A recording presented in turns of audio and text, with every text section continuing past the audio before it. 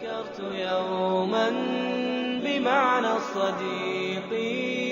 وأرسلت طرفي بفكر عميق ترى ما سيرسو عليه اختياري وماذا سيغدو كظل رفيقي. تفكرت يوما بمعنى الصديق وأرسلت طرفي بفكر عميق ترى من سيرسو عليه اختياري وماذا سيغدو كظل رفيقي. وقالوا سيضنيك بحث دقيق فجهزت نفسي لبحث الدقيق. ركبت البحار وخضت الصحارى وسرت النهار. بسم الله الرحمن الرحيم. الحمد لله رب العالمين والصلاة والسلام على من بعثه الله رحمة للعالمين. ولا ليال waxaan maanta isugu nimi shirkeeni wanaagsanaa ee ka socday dalka Sweden khaasatan magaaladiisa Gothenburg. waa maalintii saddexaad iyo muxaadaradii koowaad. insha Allah tabaaraka wa tacaala waxaan rajayn doonaa muxaadaradan inay noqon doonto muxaadaradan caawisa qiimo fara badanna u leh dadka muslimiinta ah dhammaantood. muxaadarada cinwaankeedu wuxuu noqon doonaa la socodka dadka wanaagsan. la socodka dadka wanaagsan waxaan inoo jeedin doonaa sheekheena aad wada taqaanaan sheekh Mustafa Haji Ismaaciil. falyatafadal mashkuuran wajazaahu Allahu khayran.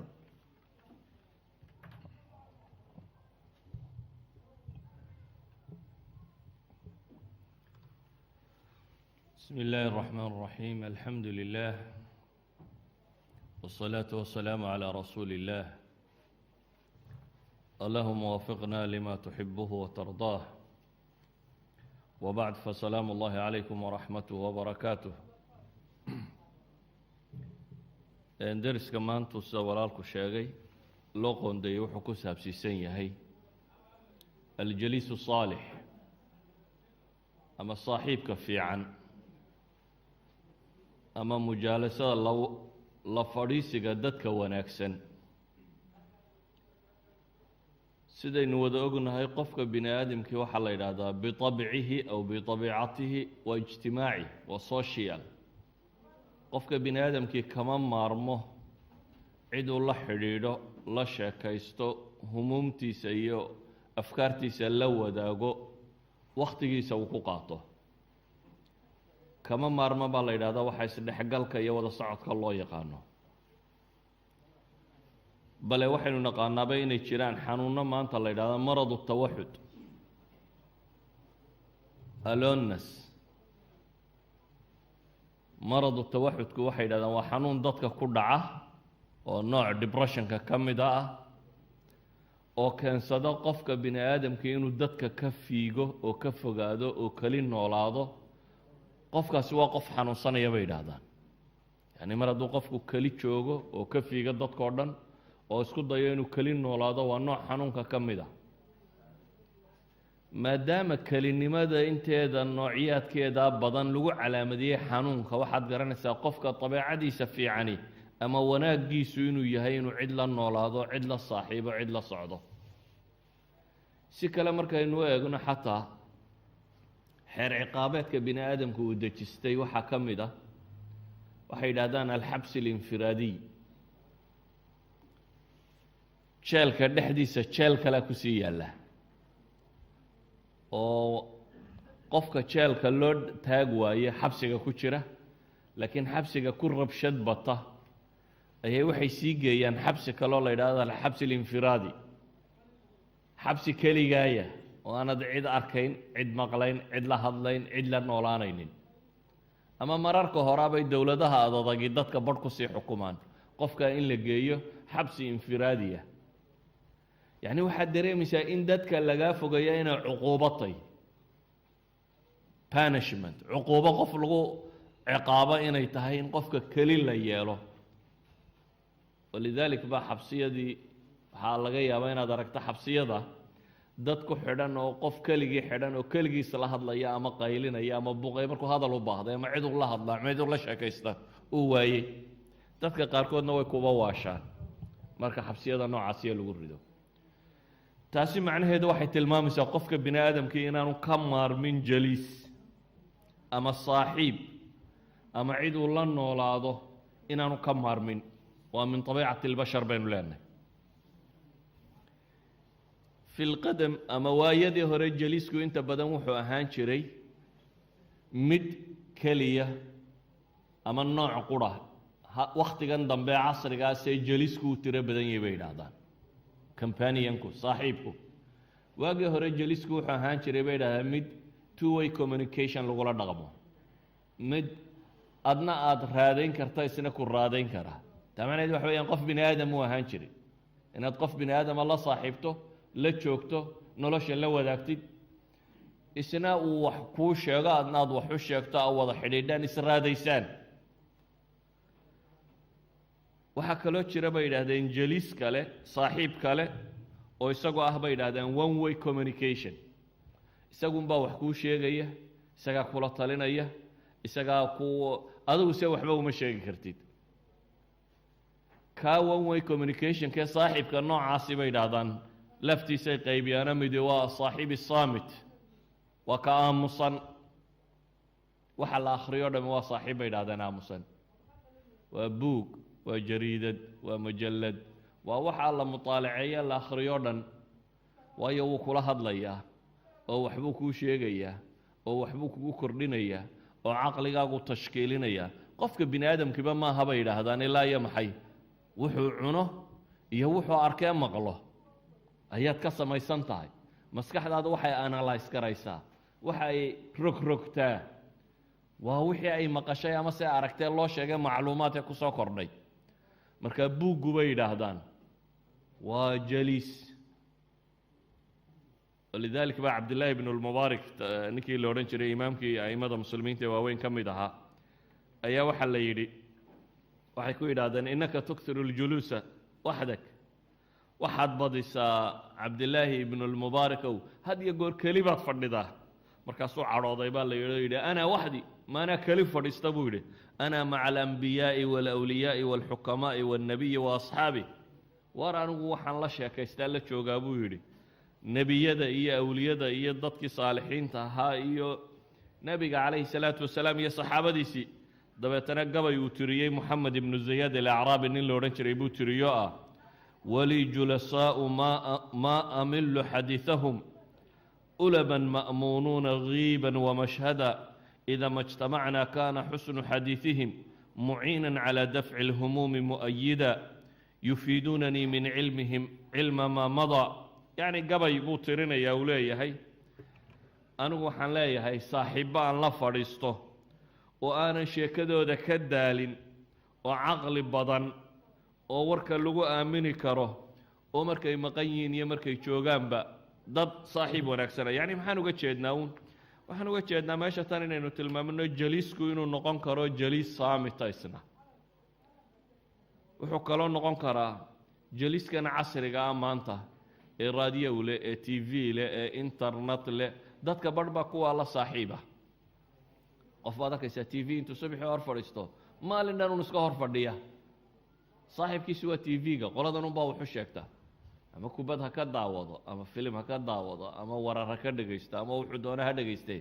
waa jaliisu waa saaxiibkii isagaa wax ku akhrinaya idan waxaynu leenahay saaxibka waagii hore waxaa laga warrami jiroo qura saaxiibka kan two way communicationka ee labada dhinacba wada hadalku uu ka soconayo laakiin casrigan dambe saaxiibku anwaac buu yeeshay marka intaba wuu noqon karaa saaxiibku marka waxaa dhici kara inuu saaxiib shar wada yahay sawaan kitaab ha ahaado buug ha ahaado t v ha ahaado jariidad ha ahaado internet ha noqdo qof bini aadam oo nool ha ahaado waxaa kaloo dhici karta saaxiib khayra inuu noqdo nebigu calayhi الsalaatu wasalaam wuxuu yihi ina min annaasi naasa mafaatix lilkhayr magaaliqa lishar ibnu maaja xadiidku sanadka xasankaa ku warinaya say culammadu yidhahdaan dadka waxaa ka mida buu nebigu yidhi calayhi salaatu wasalaam dad mafaatiix lilkhayr ah furayaasha khayrka ah oo meeshuu joogo khayrun lagu hadal hayo khayrun layskaga waraysanayo wax wanaagsanun adduun iyo aakhiraba wanaag ka warramaya iyo duul buu nebigu ku tilmaamaya calayhi salaatu wasalaam isla markaana ah maqaaliq lishar waa furayaasha xidha sharkana oo agtooda ma soo maro ikhwatii fi lcaqiida markaa waxaan leenahay cumuuman saaxiibku waa ka qofka nolosha bini aadamkaa wax ka gediya diintiisa caqiidadiisa iyo dhaqankiisa walidalik baa ilaahay subxaanaه wa tacaala qur-aanka wuxuu inoogu tilmaamayaa qolo aakhiro calaacalaysa oo ka calaacalaya saaxiibo xunxun ay dunida lahaayeen wayowma yacadu الظaalimu calىa yadayhi yaquulu yaa laytanii ittakhadtu maca الrasuuli sabiila yaa waylataa laytanii lam attakhid fulana khaliila laqad adalanii can الdikri bacda id jaaءanii wakana الshayطaanu lilinsaani khaduula ilaahay subxaanaه wa tacaala wuxuu leeyay waxaad dadka u sheegtaa maalinta uu daalimku gacantiisa intuu qaniino farta dhexda intuu ka qaniino uu odhan doono yaa laytani ittakhadtu maca arasuuli sabiila jeclaan lahaaye bal maan nebi moxamed calayhi salaatu wasalaam jidkiisa maan raaco maalintuu ku calaacali doono tamaniyi doono yaa waylataa laytani halaagaygow kaalay laytanii shallaatadaydee lam attakhid fulaanan khaliila bal maana ninka hebel la yidhaahdo saaxiib ka dhiganin wuxuu ka calaacalayaabaa ilaahay aakhiro tilmaamayaa saaxiibkii adduunka markuu joogay kula saaxiibkaa waayo laqad adalanii can اdikri bacda id jaaءanii wakana الshayطaanu lilinsaani khaduula wuxuu iga lumiyey buu leeyahay jidkii rabbi subxaanaه wa tacaala idan waxaynu inagu jecelnay inaynu ka waranno saaxiibka siiba saaxiibka wanaagsan inaynu ihtimaamku badan siino ilaahay subxaanaه wa tacaala isagoo nebigiisii moxameda calayhi الsalaatu wasalaam la hadlayabaa rabbi wuxuu ku leeyahy wasbir nafsaka maca aladiina yadcuuna rabbahum biاlghadaati wاlcashiyi yuriiduuna wajhah walaa tuطic man agfalna qalbahu can dikrina waاtabaca hawaahu wakana amruhu furuطa ilaahay subxaanaه wa tacaala wuxuu nebiga u tilmaamaya calayhi الsalaatu wasalaam wasbir nafsaka maca aladiina yadcuuna rabbahum naftaada waxaad ku xabistaa baa alla leeyahy subxaanaه wa tacala waxaad la joogtaa oo wakhtigaaga aad ku qaadataa oo aad saaxiib la noqotaa ayo maca aladiina yadcuuna rabbahum biاlghadaati wاlcashiyi yuriiduuna wajha kuwa rabbigood caabuda gelin hore iyo gelin dambaba kuwaa la joog baa lagu leeyahay nebi moxamed calayhi الsalaatu wasalaam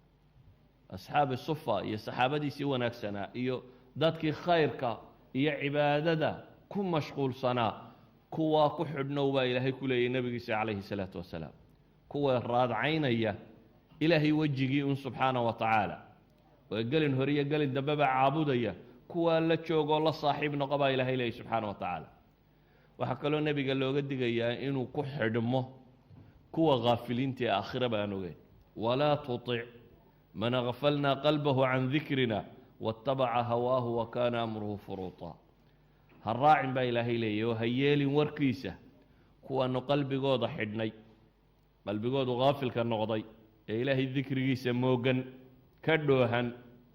ee naftoodu waxay doontay raacay idan waxaa laynoo tilmaamayaa kuwii nebi moxamed la yidhi calayhi الsalaatu wasalaam la dhaqan qur-aanku wuxuu kaloo inooga warramayaa ahlu jannaa nin ka mid ah oo mid ay saaxiib ahayeen aada uga digtoonaayoo raaci waayey jidkiisii oo dabeetana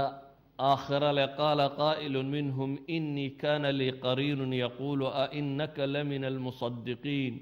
أإذا متنا وكنا ترابا وعظاما أئنا لمدينون قال هل أنتم مطلعون فاطلع فرآه في سواء الجحيم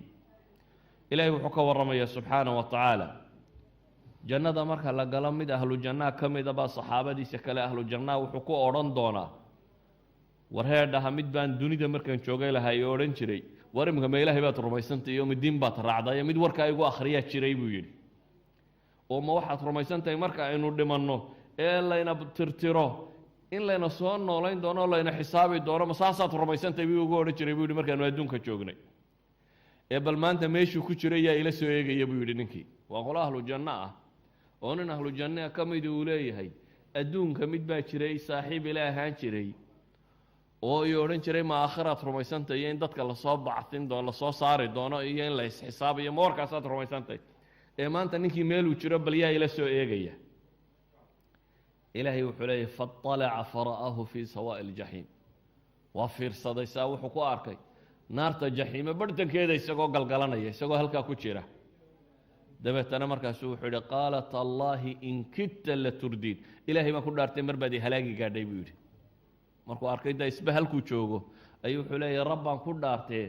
mar baad i halaagi gaadhay walowlaa nicmatu rabbi lakuntu min almuxdariin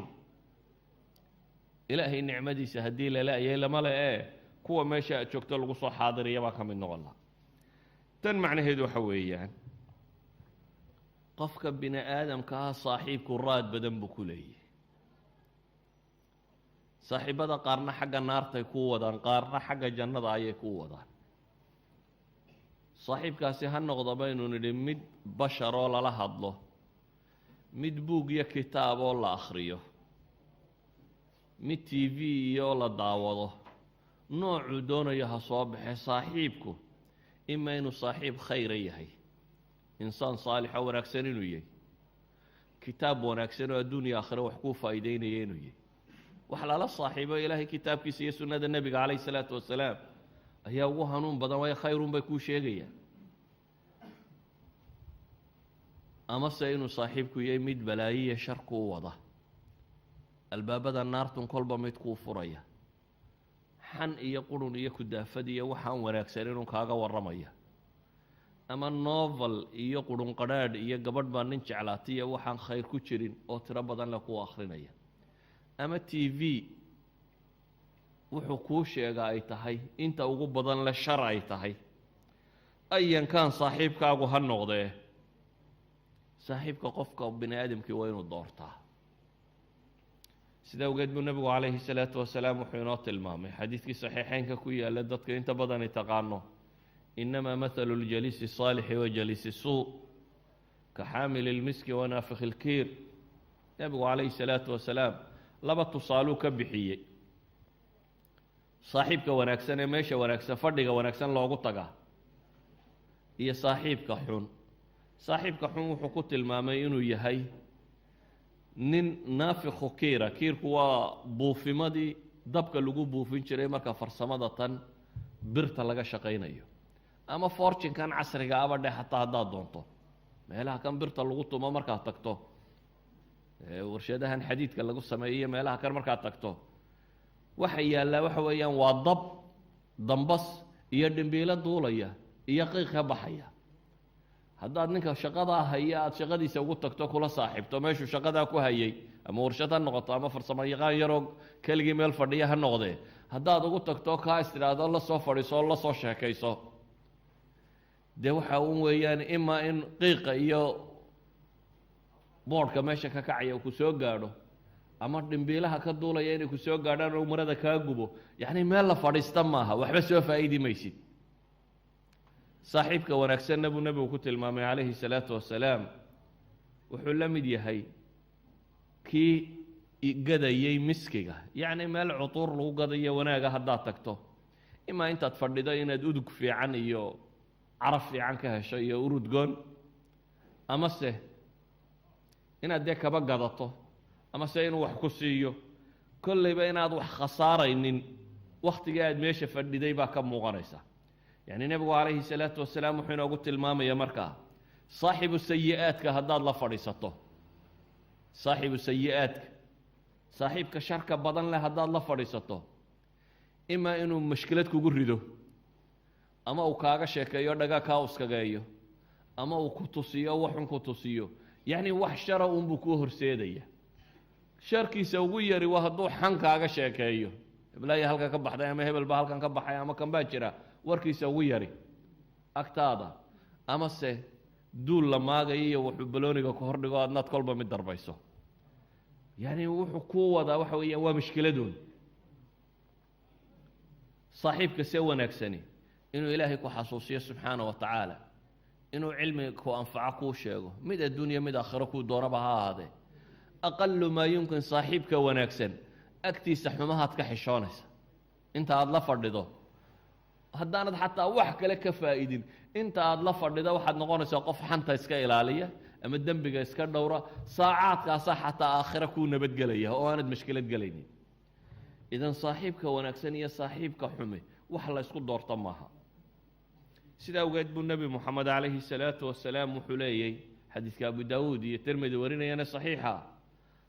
almar'u calaa diini khaliilihi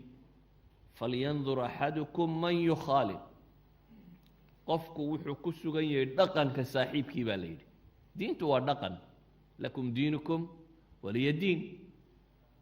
waa dhaqan caqiide leh oo ficil leh oo wax walba leh nebi moxamed calayhi salaatu wasalaam wuxuu leeyahay almar'u calaa diini khaliilihi qofku wuxuu ku sugan yahay dhaqanka saaxiibkii saaxiibka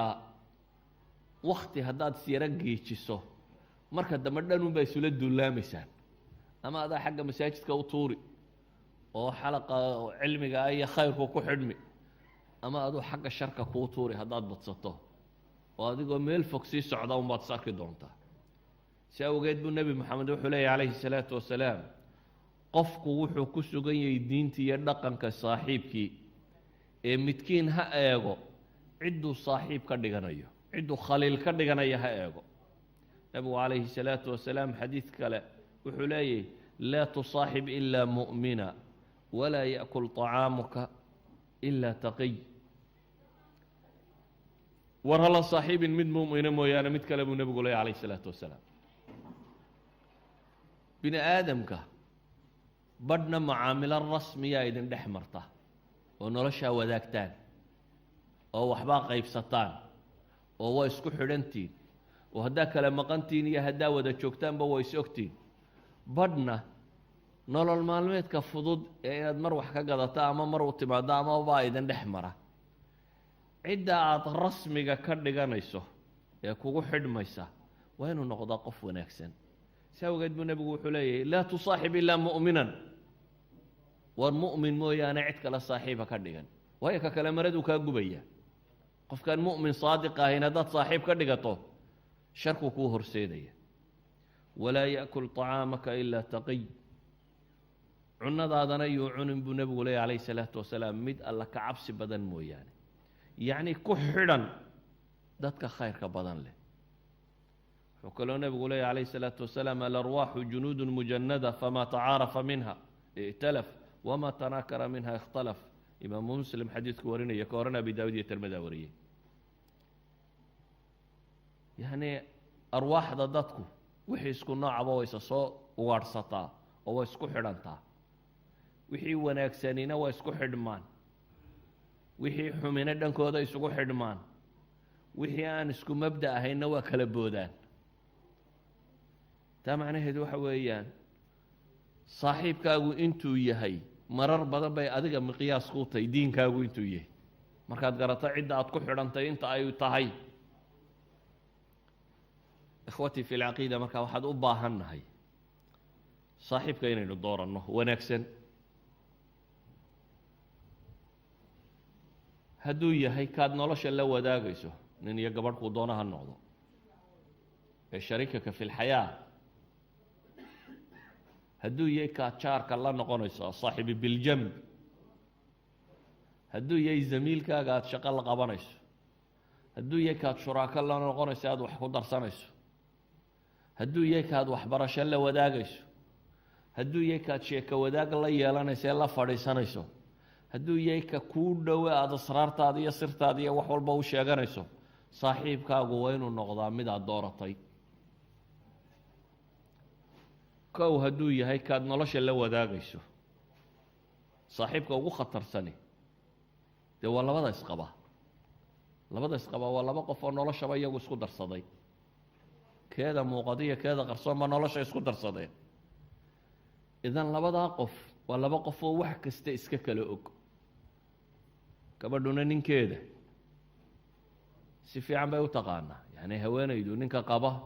si fiican bay u taqaanaa aan dadku u aqoonin ninkuna xaaskiisa si wanaagsan buu u yaqaanaa waa saaxiibada isugu dhowe israadeeya haddaad gabadh khayr badan guursato khayrkay kuu horseedi haddaad nin khayr badan guursato khayrkuu kuu horseedi haddaad gabadh shar badan guursato sharkay kuu horseedi haddaad gabadh nin shar badan guursato sharkuu kuu horseedi sida awgeed ayaa rabbi subxaanahu wa tacaala ragga waxaa la faray dumarka inay ka guursadaan mid khayr qabtoo diin leh nebigu wuxuu yidhi calayhi salaatu wasalaam gabadha 4 sababood baa lagu guursadaa yacni sababaa lagu guursadaa 4 baa ka mid ah xoolaheeda iyo reerkay ka dhalatay iyo xasabadeeda ama statuskeeda yacni iyo quruxdeeda iyo diinteeda buu nebigu tilmaamay calayhi salaatu wasalaam laakiin nebigu tale wuxuu ku bixiyey inaad diinta iyo dhaqanka dooratid waayo haddaad qurux ku guursato lacalla quruxda tan inaanay dhammaystirnayn ee dhaqan xum oo dhammi la socoto waa qurux badantay waa se akhlaaq xuntay waa qurux badantay waa se basari tahay waa qurux badan tahay waa se musrifo tahay dhaqaalo xun tahay waa qurux badan tahay waa se rabshad badan tahay waa qurux badan tahay waa se diin xun tahay mithaal aan idin siiyo waxaa jiray nin taabiciya oo ay yidhaahdaan muxadid faqiiha buu ahaa diin fiican oo weliba manhaju ahlu sunna ku sugan ninse qurux badan ma ahayn bay yidhaahdaan ninkaasi in adeertiiyo qurux badan bay seeleen isagoo nin weyna cimraan ibnu xitaan waa nin bukhaari riwaayaadka axaadiista qaar ka mida uu bukhaari ka warinayo waa raggii wax ka warinayay caaisha iyo abi muusa alashcari iyo ibnu cabaas ayuu ardadooda ahaa taabici weyn buu ahaa in adeertii oo qurux badan oo xaruuriyada yacni khawaarij ka tirsan ayuu hungureeyey dabeetana wuxuu is yidhi in adeer tahay oo qurux badan intaad guursato madhabkan khawaarijkii ay haysatana ka saaroo diinta ku soo daray ahlu sunnaa keen si fiican aad u ahlu sunnayside cimraan ibnu xitaan markuu guursaday gabadhii isagii bay suldartay aakhirkii iyadii baaba khabiirad noqotay oo xaggiisa ku soo dartay cimraan waxay gaadhsiisay inuu ka mid noqdo khawaarijta waa ninkii tirinayay gabaygii markii cali ibnu abi aalib ibnu muljim markii cali la dilay kii khaarijiga ah salaad subax isagoo dad tukanaya uu midi geliyey cali markii la dilay dilkii cali ibnu muljim uu dilay salaad malaa inaanu ku jirin baaban u malayni calaa kulli xaal markii cali la dilay baa warku soo gaadhay dabeetana gabay buu tiriyey gabyaabuu ahaa shaacir weyn oo gabayga la yaqaana buu ahaa waa gabaynimadiisu waa ninkii xajaaj markay qolo khawaarija gabadh baa jirtay ghazaal la odhan jiray oo khawaarijta ka tirsanayd oo goobaad dagaalka tegi jirto oo dagaal badnayd shaybaan nin la odhan jiro isna khatara baa qabay oo khawaarijtu niman aad u dagaal badan bay ahaan jireen oo la yidhahdo xajaaj baa beri kabaa intay meel u gashay ka baxsaday oo ka baqay dabeetana waatuu xajaaj gabayga u tiriyey gabaygan macruufka la yidhaahdo asadun calaya wa fi lxuruubi nacaamatun waa cimraan ibnu xitaanka ninka tiriyey cimraan ibnu xitaan cimraanka kani waa kii gabayga tirinayay markaasi isagoo cali dilkii la dilay ammaanaya leh yaa darbatan min taqiyin maa araada biha ila liyabluga min da lcarshi ridwaana inii la adkuruhu xiinan faaxsabuhu awfa albariyati cinda allahi miisaana kii cali dilay buu ammaanaya wuxuu leeyahay darbadii uu ku dhuftay nabarkuu ku dhuftay cali oo aanu wax kale uga jeedin waa darba taqi ka timi buu leeyahy ilaahay wejigiina uu ugu dhuftay cali isagoo raadinaya inuu raalli ahaanshiyaha rabbi ku gaadho waxaanan u malayn buu yidhi maalinta aakhiro kuwa ugu miisaanka weyn la aakhira inuu ka mid noqon doono buu leeyahy cali dilkiisuu ka dhigayaa wax lagu janno taga inay tahay ninka kani waa ninkaa muxadidka ahaa ee faqiiha ahaa ee caaisha ibnu cabbaas abi muusa alashcari wax ka dhigtay ee ardadiisa wax ka warinaysay qataada yaxya bnu abi kathiir ee ibnu siriin ayaa ka mid ahaa raggii isaga xadiidka ka warinayay laakiin gabadh qurux badan oo inkaar qabtaa heshay dabeetana intuu isagu is yidhi ahlu sunnaa ku soo dar ayaa isaga khawaarijta ku dartay to imtixaanada waxaa la yidhi maalin buu aada u eegay isagoo cabbaar eegayay aragtay markaasay tihi labadeennuba ahlu jannahaynu ka midna markaasuu wuxuu yidhi oo yaa kuu sheegay inaan ahlu jannaha ka mid nahay si aad ku ogaatay waxay tidhi dee adigana anaa laykaa siiyey buu yidhi ayay leedahay adigana anaa laykaa siiyey dabeetana fa shakart markaa ahlu jannaad ka mid tahy yani gabadh qurux badan baa alla ku siiyo nicmadii alla ku siiyey baad ilaahay ugu mahadnaqday dabeetana saasaa tahay oo shaakir baa tahay bay tidhi anigana bay tidhi adaa ilaahay igu kaa itixaamay nin foolxun buu ahaa adaa ilaahay igu kaa itixaamayo fa sabartu bay tidhi anna waan sabray dabeetana labadeennu midna saabir weeyaan bay tihi midna shaakir weeyaan oo ahlu jannahaynu ka midna gabadha tan quruxda badan leh cimraan ibnu xataan iyadaa ka tuurtay inuu ahlu sunno ahaado oo u saartay inuu noqdo maxay khaariji inuu noqdo min alkhawaarij inuu ka tirsanaado idan nebigu calayhi salaatu wasalaam markuu leeyahay gabadha afar baa loo guursadaa maalkeedaa lagu guursadaa adoo hunguri kaa hayo xasabkeeda iyo reerkay ka tirsantay iyo statuskeeda ayaa lagu guursadaa quruxdeedaa lagu nebigu wuxuu ina leeyahy calayhi salaatu wasalaam fadfar bidaati diini taribat yadaak ta diinta u saaxiibkaa guurso gabadhana sidoo kalea la yidhi ragga inaanay dumarku kala aqoon bay u badan yihiin laakiin weliga waxaa la yidhi hadduu kuu yimaado caman tardawna diina wa khuluqa midaad diintiisa iyo akhlaaqdiisaba raalli ka tihiin waxaan uga jeedaa meesha tan saaxibku raadka uu samayn karaa waa kaa saaxiib fiican haddaad leedahayna jannaduu kuu hogaamin karaa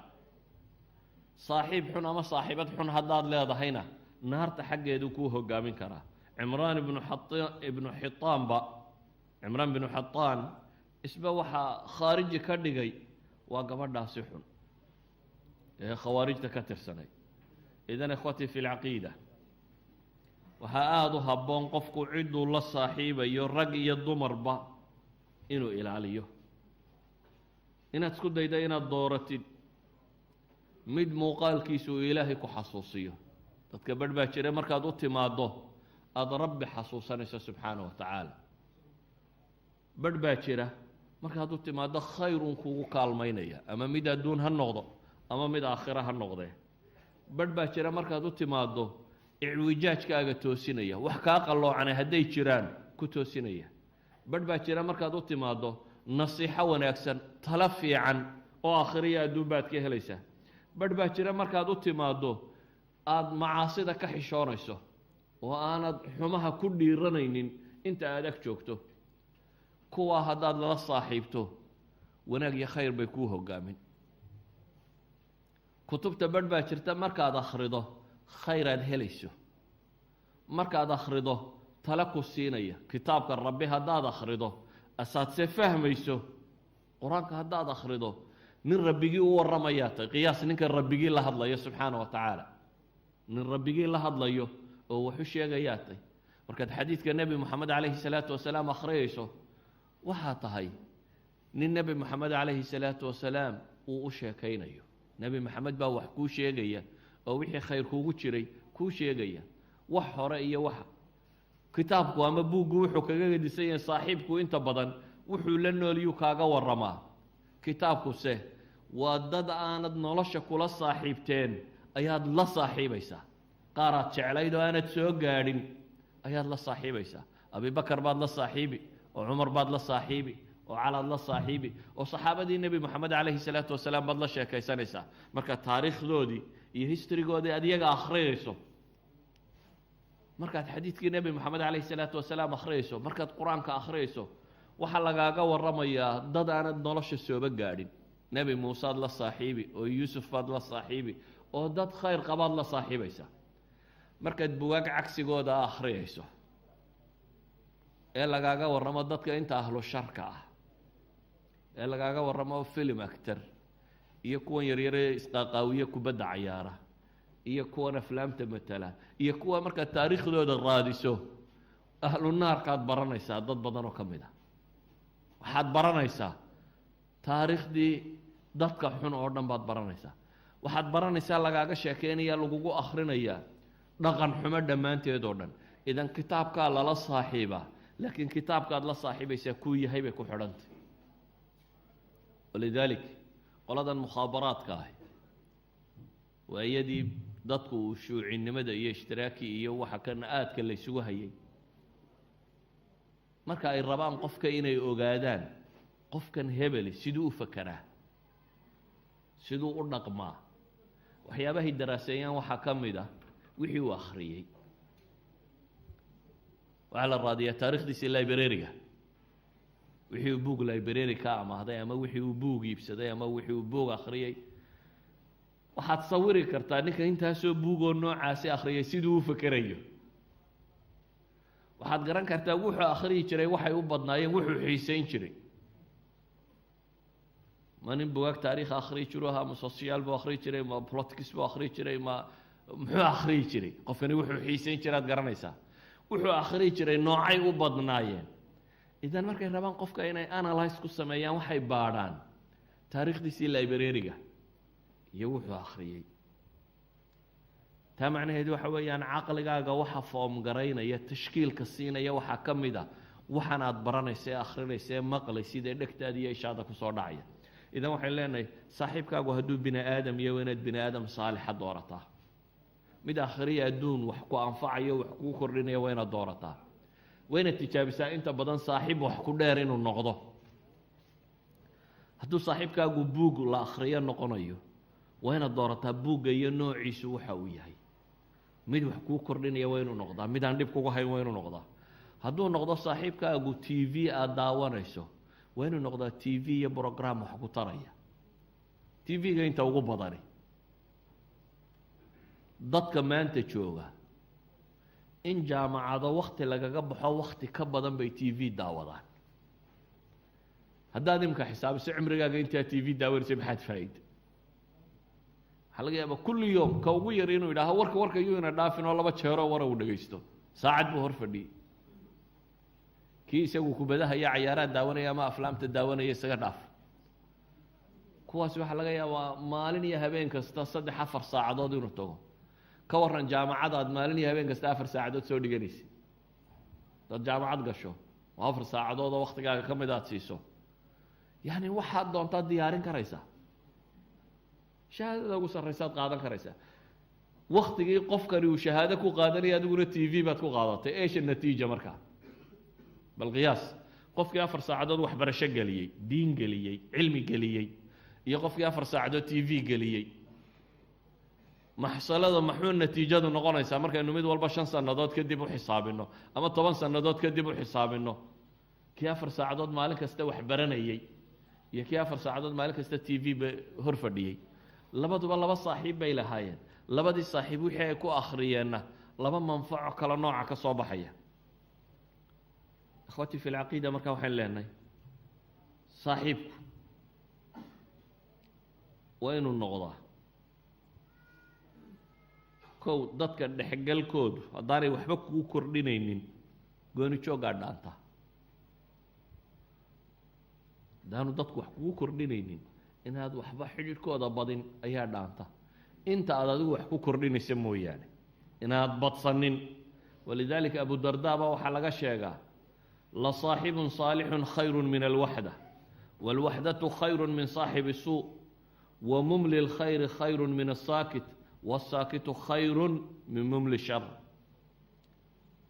saaxiibka wanaagsani buu yidhi kelidu ka fiican yahi, kelinimaduna saaxiibka xun bay ka wanaagsantahay buu yidhi. ka khayrka kuu sheegaya ka aamusan buu ka fiican yahay buu yidhi. ka aamusanina kan sharka kugu warramayuu ka wanaagsan yahay buu tilmaamaya. waxaa habboon markaa inaad dadka ahlu bidaca ah, dadka ahlu sharka ah majaalista bidaca iyo khayr beelka lagu hayo majaalista fadhi ku dirarka iyo warkaa lagu hayo inaad badsanin ama aana tegin inaad tagto majaalista dadka khayrka qaba joogaan iyo meelaha wanaagga lagu hayo iyo khayrka lagu hayo inaad tijaabiso inaad la saaxiibto cid adna wax kugu kordhisa adna aad wax ku kordhin karto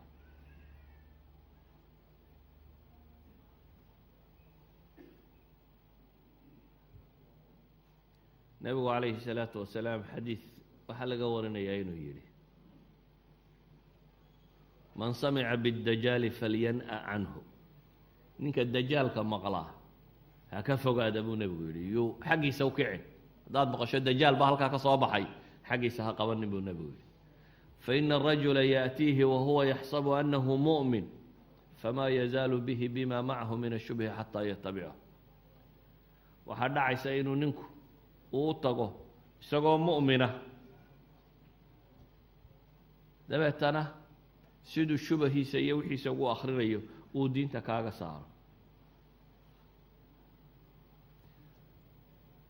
dadka khayr beelayaasha haddaad la saaxiibto maalin walba siduu inshara kuugu sheegayo khayrku kaa tuuraya dad badan oo malaaxida noqday baa la yidhaha markii hore saalixiin bay ahaayeen laakiin dadkii ay la saaxiibeen ayaa mushkilada tan u geystay saaxiibada kuwaan khayrka qabina ilaahay qur-aanka wuxuu leeyahay alakhilaau yowmaidin bacduhum libacdin cadow ila almuttaqiin saaxiibadii maalinta qiyaamo badhba badhka kale cadow bay u yihiin kuwii ilaahay ka cabsaday mooyaane majaalista khayr kale iyo meelaha khayrka lagu tago haddaad tagto waxaad faa'iidaysaa waa khayr walidalik buu nebigu calayhi الsalaatu wasalaam wuxuu xadiidka صaxiixa ku tilmaamaya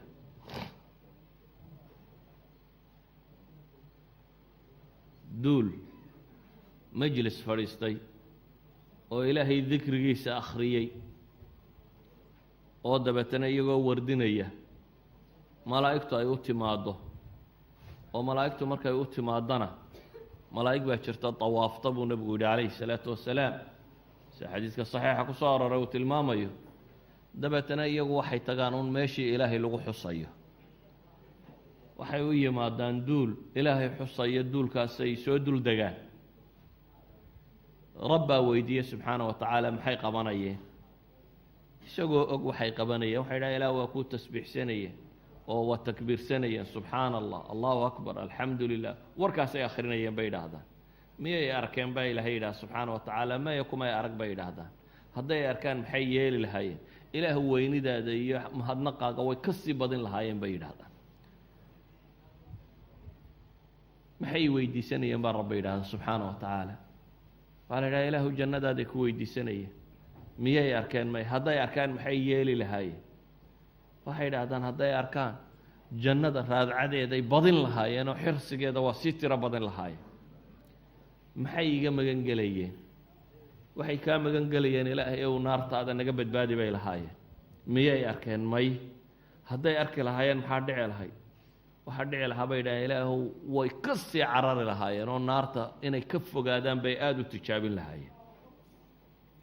rabbi subxaanaه wa tacaala malaa'igtiisaasi wuxuu ku yidhaahdaa faushhidukum annii qad gafartu lahum dadkaasi intay isu yimi ilaahay xusayey waxaan markhaati idinka yeelay inaan dembigooda dhaafay baa rabbi yidhahdaa subxaanaه wa tacaala malaa'igtaa markaa waxay tidhaahdaa ilaahayo waxaa la joogay fulaanu laysa minhu ninkii hebel la yidhahdaa isagu kuma jirin qolada tan wardinaysay ee wuxuu u yimi inamaa jaءa lixaaja dan kalu lahaa rabbi subxaanaه wa tacaala wuxuu ugu jawaabaa hum اljulasaau laa yashqىa bihim jalisuhum waa duul baa la yidhi ka la fadhiistaana aanu hoogin isagana dembigiisa waan dhaafay baa ilaha yidhaha subxaana wa tacaala yacni dadka saalixiinta iyo majaalista cilmiga iyo dikriga lagu hayo haddaad iska fadhiisato waxay kuu noqonaysaa dembi dhaaf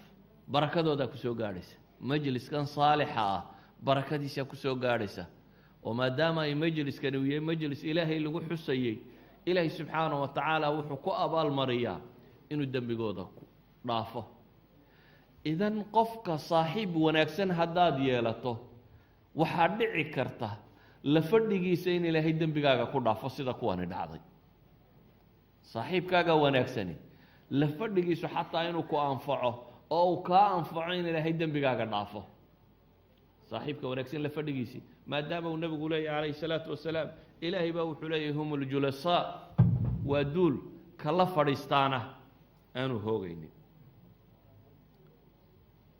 nin reer miyaa nebiga u yimi calayhi salaatu wasalaam oo wuxuu yidhi ilaahay rasuulkiisiiyow qiyaamihii waa goorma qiyaamuu dhacaya. nebigu calayhi salaatu wasalaam xadiisku saxiixaynka ku yaalla wuxuu nebigu ku yidhi calayhi salaatu wasalaam wamaa acdadta laha, oo maxaad aduu qiyaama u diyaarsatay? goortuu dhacaya iska daayo berri hadduu dhacayo hadduu saa dama dhacee adigu maxaad u diyaarsatay buu nebigu yidhi calayhi salaatu wasalaam. wuxuu yidhi wax badan oo camalo umaan diyaarsanin ilaa annii uxibu allaha warasuulah, ilaahay iyo rasuulkiisaan jeclahay buu leeyahy. dabeetana nebigu wuxuu yidhi calayhi salaatu wasalaam innaka maca man axbabta, kuwaad jeceshaad macoodatay. yacni qofku majliska uu jecelyahay iyo dadka uu jecelyahay inuu la fadhiisto waxay u badan tahay aakhiro kuwaana in lagula soo xaadiriyo. hadday shaqadaadoo dhammo noqoto kubadda inaad daawato iyo kubadda aakhira, miyaad jeceshay in kuwa kubadda lagula soo xaadiriyo? hadday shaqadaadoo dhamme aflaan inaad la fadhido iyo kuwa noqoto, miyaad jeceshay kuwa in lagula soo xaadiriyo?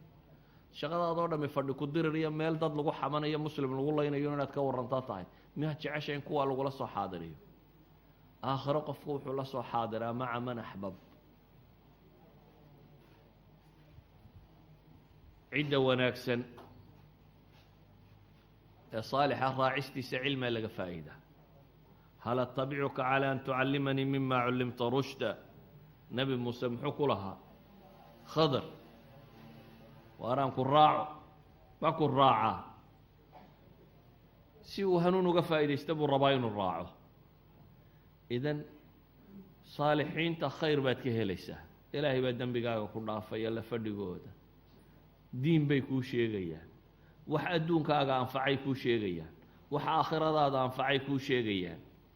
waxaa habboon markaas ilaahay bay ku xasuusinayaan. abi bakar wakhtigay noloshu ku soo adkaatay ee godka ay ku jireen ee ay soo ciidankii raadinayay dul marayay ee uu yidhi hadday midkood gomadiisa eego ilaahay rasuulkiisiyo wayna arkayaan, maa danuka ya abaa bakar biitnayni allahu haaliثuhumaa buu ku yidhi. maxaad u malaynaysaa abibakarow laba rabbigood saddex kuyoo kaalmaynayo? ilaahay buu xasuusiyey subxaana wa tacaala. abubakar waa degay, waa ilaabay wixii uu ka warramay o dhan. yacni saaxiibkaaga wanaagsani ilaahay buu ku xasuusinaya subxaana wa tacaala. saaxiibkaaga wanaagsani muraayad buu kuu noqonaya aada isku eegto. nebigu calayhi salaatu wasalaam wuxuu yihi almu'minu mir'aatu akhiih. xadiiska abu daawuud baa warinaya, ciraaqiya ibnu xajarba waa xasan bay leeyihin. mu'minku waa mu'minka kale muraayaddiisa uu isku fiiriyo. muraayaddaadu hadday tahay muraayad qalloocan, adoo qalloocan baad ka dhex muuqanaysa. muraayaddaadu hadday muraayad wanaagsan tahayna wanaag uu ku tusinaya. haddaad qof saalixa la saaxiibto ama qof wanaagsan la saaxiibtid, xumuhu kaa reebaya, samuhu ku faraya, wanaag oo dhan buu ku tusinaya. haddaad la saaxiibtid qof xunna, shar oo dhan buu ku tusinaya. waxaan markaasi si kooban ugu soo koobaya. ilaahi subxaanaه wa tacaala qur-aanka wuxuu ina leeyahay وإذا رأيت الذين يخوضون في آياتنا فأعرض عنهم حتى يخوضوا في حديث غيره وإما ينسينك الشيطان فلا تقعد بعد الذكرى مع القوم الظالمين. وإذا رأيت بالليل الذين يخوضون في آياتنا، هذا دركته kuwa aayaadkayaga iska dabaalanaya wax ka sheegaya diinta wax ka sheegaya ka jeesa baa ilaahay yidhi xataa yakhuuduu fii xadiiثin gayri ilaa iyo war kale ay sheegayaan. hadduu shaydaan wax ku ilowsiiyey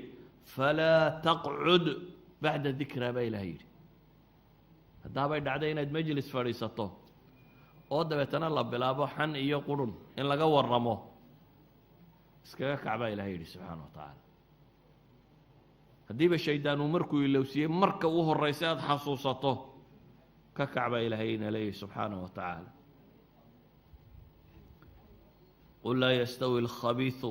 wاlطayibu walow acjabaka kahraة اlkhabiiثi baa ilahay yidhi. nebi maxamedow qul dadka waxaad ku tidhaahdaa laa yastawi alkhabiiثu wاlطayib. waar kuwa xun iyo kuwa wanaagsani ma sirna dhe baa ilahay leeyahy subxaana wa tacaala. kuwa xun iyo kuwa wanaagsani majliskaaga hadday kuwa xumi soo fadhiistaan, abi aalib yaa naarta geeyey. xadiidka saxiixii wuxuu tilmaamayaa abi aalib markii ay naftu haysay buu nebigu u yimi calayh salaatu wasalaam. waxaa kaloo u yimi abijahl iyo koox kaloo la socota. nebi maxamed baa wuxuu ku yidhi calayh salaatu wasalaam, adeerkayow qul laa ilaaha ila allah, dheh laa ilaaha ila allah, kelmad aan aakhiro ilaahay subxaana wa tacaala hortiisa kuugu doodo. abijahl oo dhinacan ka fadhiya wuxuu leeyahay atargabu can millati cabdilmuطalib.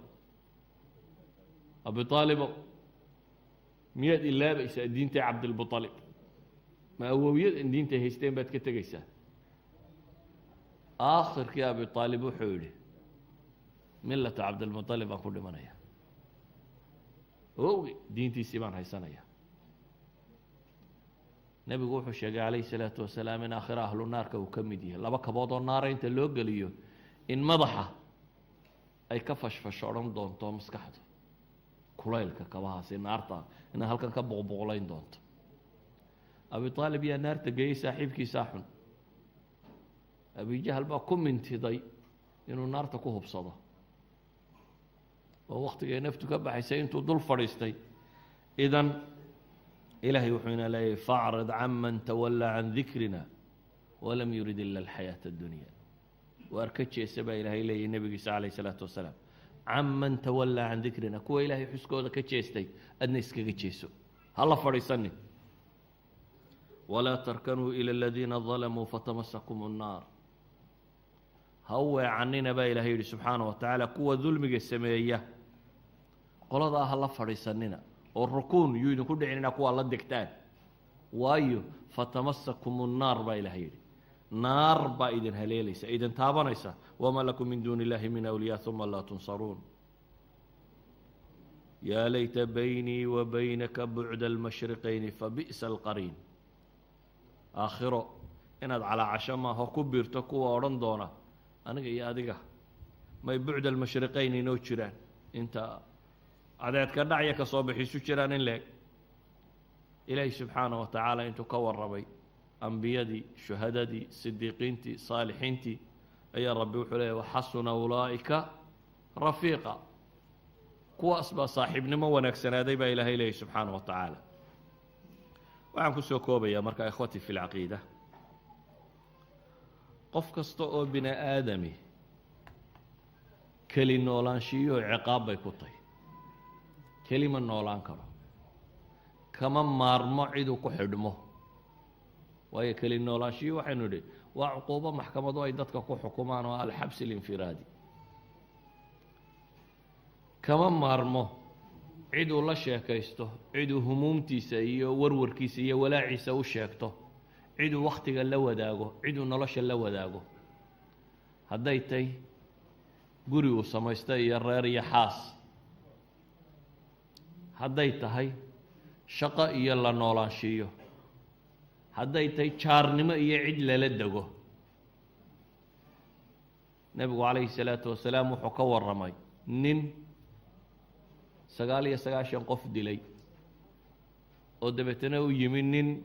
zaahido meel fadhiya uu intuu yidhi war tusiya qofka cilmi badan leh, la tusiyey nin wadaadoo meel iskaga cibaadaysanaya oo yimi oo yidhi war 99 baan dilay, toobad ma leeyahy. oo dabeetana uu tilmaamay inaanu toobadina jirin, isagiina madaxu ka jaray, 100 buu dilay.